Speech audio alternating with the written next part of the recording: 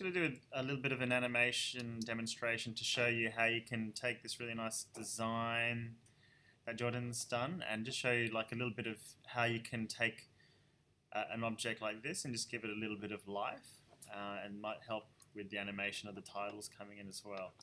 So this is on the server. I'm just going to make a copy of it and put it in my red working folder.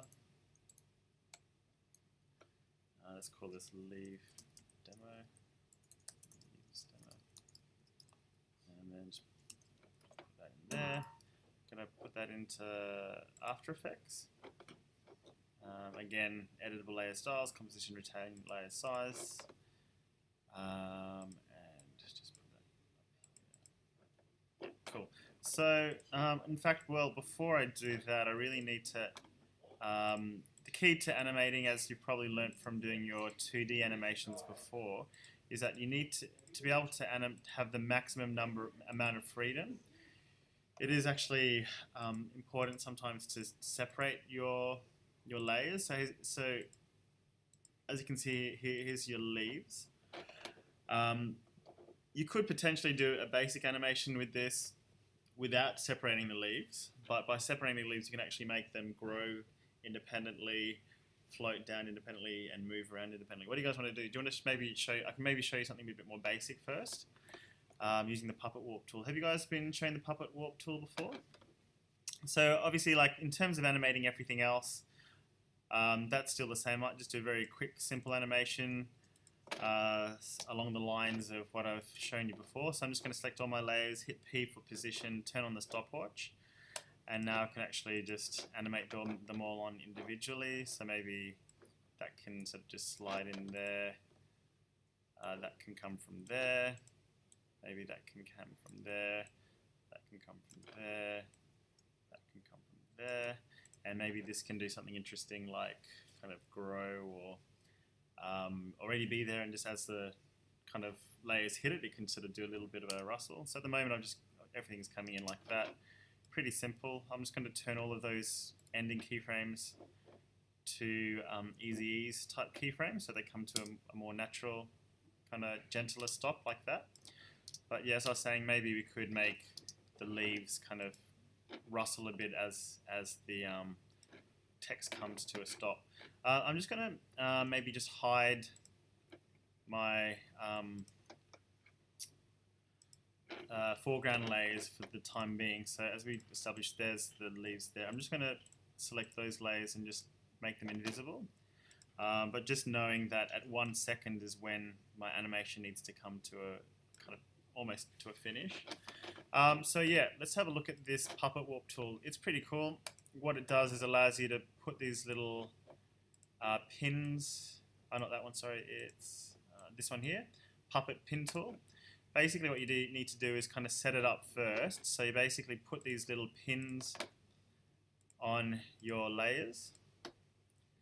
And then what you can do, maybe on there as well, is as soon as you place those pins, they're actually recording any movements to those pins. So watch what happens when I move that. Oops.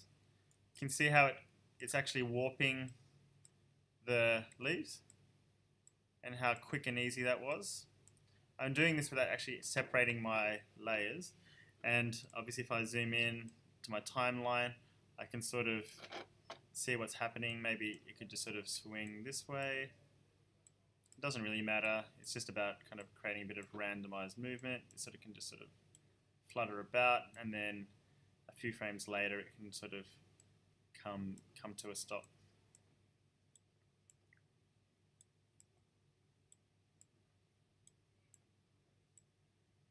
But you could potentially see how you can even use it to sort of actually make the thing grow. But you can see that it's sort of doing a little bit of a rustling thing. But you could, if you wanted to, like be really creative and make it kind of grow from the center, like a flower almost, kind of opening up. Just sort of showing you. And then yeah, if we turn on all those layers back on, you can sort of get an idea of how this looks. So 0 key to preview. What do you think? That's really cool. Pretty cool, huh? And considering it just took me like literally 2 minutes to do that, you can get a lot of impact from it. If you wanted to have more control, like those leaves growing individually, I've had to do that before. Like there was like a pub in the city that wanted a little animation for their website. Yeah, I just basically got their thing and cut it out, but obviously it's a bit more time consuming. To do that, I would just open up that same asset. There it is there. Go away. Okay, so there it is. So again, I'll just hide my foreground layers just so I can see what I'm doing. By the way, to get around Photoshop, I don't know if you know this already, Command plus and minus zooms in. And then once you zoomed in, if you want to move around, just hold down the space bar and you can click and drag. It's much quicker than using, the scroll bars and using the zoom tool. So Command minus, Command plus, and the space hand tool to move around. Okay, so let's separate some of these leaves. Lots of different ways to do this. Because it's all green, it can be a bit tricky, but I always start by trying to use this tool here, the quick selection tool. I can basically just drag and select that. That's done a pretty good job. You just keep clicking to add things. Now if it goes beyond what you want, like we don't want that, you just hold down the option key and it turns into a subtract function, and I can subtract that, let go of the option to add, subtract, and you get the idea. I find it's a bit quicker than using like the lasso selection or the pen tool. The pen tool I kind of want to avoid unless I absolutely have to use it for doing selections. Okay, I'm just trying to clean that up as best as I can. Yeah, I won't spend ages doing this, just for the purpose of the demonstration. Then all you do is you go Command X to cut it, and then edit, paste in place. Where is it? Paste special, paste in place. What that does is it pastes it back into Photoshop, but it puts it on its own layer. So now we can name that. So leaf top layer. But oops, spelled leaf wrong. But what it does is when you paste in place, it puts it exactly where it was, but when you cut it, rather than just pasting it in the center of Photoshop, which is what it normally does. Okay, so you might be thinking, well, once I animate that, isn't it going to show the leaves from behind? Well, the answer is yes. So to fix that, you've got two options. One is you can use the clone stamp tool. So S for clone stamp. And if you hold down the option key, you can basically paste in the background. You just basically kind of offset the paintbrush. It's kind of like copying and pasting, but you're kind of doing it in a selective area. I'm making this look really easy because I've kind of done this a lot in my time, but you'll find when you first start using it, it takes a bit of getting used to. But what you want to do is just paint in a little bit. You don't have to replace the whole area, but just the bits where you might see the background layer showing through. So this is one way to do it, and this will give you the most flexibility in After Effects to animate. Like I said, it doesn't have to be perfect, but how much you do really comes from just experience and knowing like how much you need to get rid of. But as you can see, I'm still doing that pretty quickly, while I'm talking to you. Oops. Oops. There you go. So I'm just holding down the option key to resample areas and then just brushing it back in. So now when I turn that on, that layer, turn that on, I can imagine that it's going to be able to move around, and it's not going to show that white space. Now that was one method. The second method is if you try to cheat by just enlarging that layer. Okay, so if I enlarged it, as you can see, or you can imagine, I probably wouldn't have needed to backfill that area so much. So you just keep doing that for each layer that you want to animate. So say these big leaves here. As you can see, using the quick selection, if you've got a clean background, it's actually not that time consuming to cut things out. But something like those leaves that you had on yours, that would be probably harder. And it's obviously harder if you don't have a high resolution image to begin with. This is a really good photograph. It's very high res. I don't know where you got it from, but you got it Google, yeah. But yeah, it helps to start with high quality assets. So again, I'm going to cut, and I'm going to edit paste in place. And just for the purposes of speed, I'm just going to use the cheat method of Command T to enlarge. Hold down Shift, hold down Option, and just let it kind of enlarge from the center like that. Same with this. Quick selection tool, minus or option select, option click to remove, normal click to add. And what it does is each time you click it, it's getting a better understanding of what it is you're trying to exclude or include. Oops. There you go. Again, I'm just going to do this really roughly. Command X and edit paste in place. And I might just do one more leaf. And I think it'll be enough to kind of make sure I've got the right layer selected. I'm just going to do one more leaf, and I think it'll be enough to kind of play with.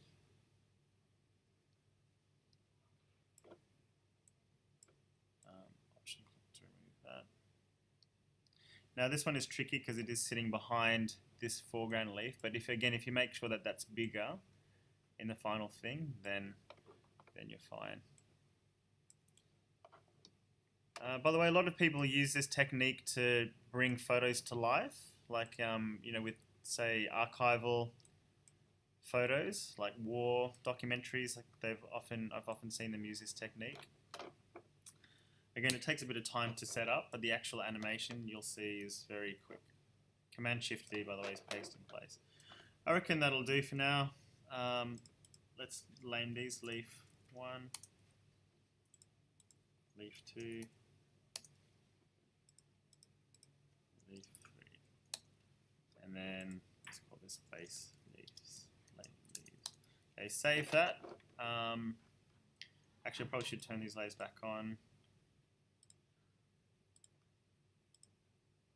And yeah, save that.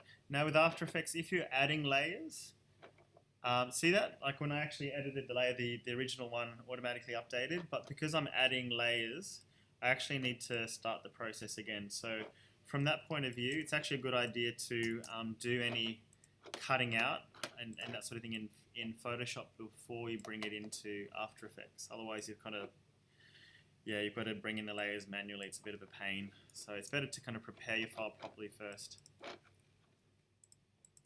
Okay, so this is back. As you can see, there's my leaves. If you hold down, I think, this button here. So if you press that button, it does what we call soloing, so you can check. You can see where I've kind of stuffed up a little bit with the cutting out. So you might just want to be careful and just make sure you don't have those little bits hanging on. But anyway, this is fine for the purposes of demonstration. Again, let's kind of recreate that movement of all the things coming in. Take a break with, where's the bottle? There's the bottle there. So again, I'm going to just hit the P for position so I can turn on the stopwatch and keyframe my final position. I might make that easy ease while we're here. And then take my current time indicator back to the start, and again I can just put, bring these in from wherever I want to bring them in from.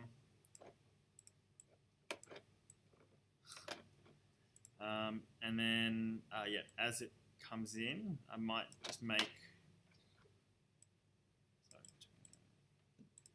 By the way, there's another little thing here called shy layers.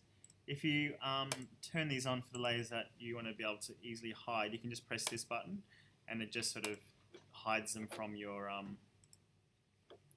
layer stack, which is great when you've got loads and loads of layers, but if you want to just turn them all off, you still have to kind of use this method. Do that. Oops. Turn that off. Okay, so now let's show you this leaf animation. So we thought, I thought maybe I could just make this scale up. So I might just keyframe that there. Before that point, I might actually make it kind of be a bit larger and then kind of settle to that size. So kind of like springs up, and then I might just take it back that far, scale it to to maybe, I can't go to nothing because I didn't fully erase the background, but I might just start it there. And then with this leaf, I might just show you, again, I didn't erase behind it, but yeah, we can just show you scaling it. But you can imagine if I did do it properly, you could actually make that scale, but we want it to scale from the center. So what you do is you use the pan behind tool to change this anchor point to the center.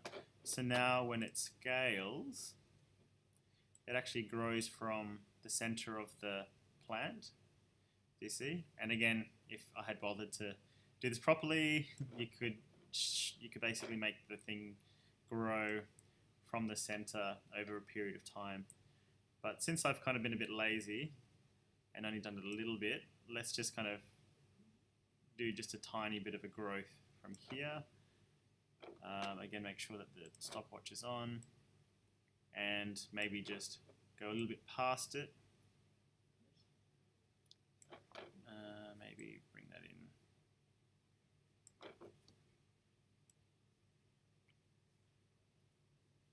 Actually, no, let's make it grow from here.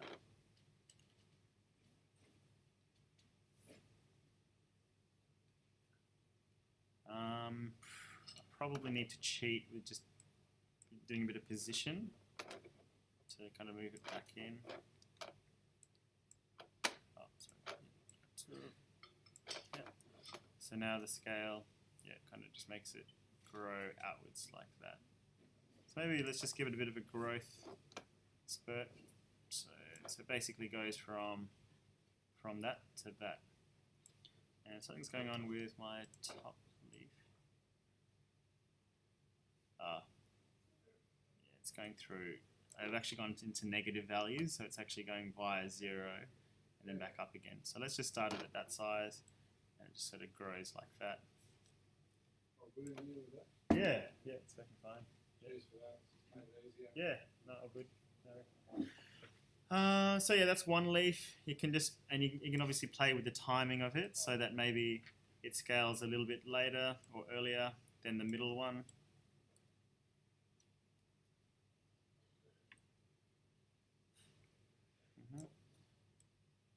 I'll make it a bit later again. And obviously with the scaling thing, if you're going to do that bouncy effect, you should keep that consistent. So you might make it go big and then small. Timing is really important, so I'm just going to make that consistent. And I think you're getting the idea now. So you can basically repeat the same process with your other leaves.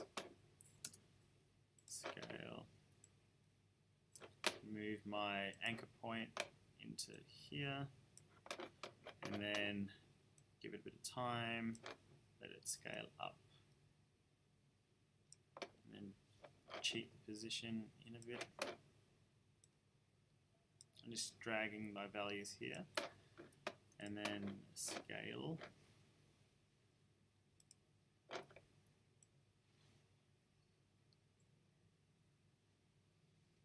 And then shrinking a little bit. So it kind of plays with the principles of animation that you learnt with Mark last term, kind of like the elasticity kind of thing. So rather than just going, it actually goes a little bit past it and stops, kind of like they would in the cartoons. Anyway, I won't bore you with the rest of it, but I think you get the idea. Yeah.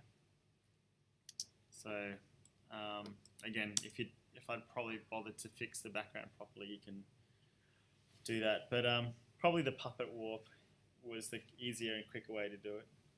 Yeah. Any questions about that?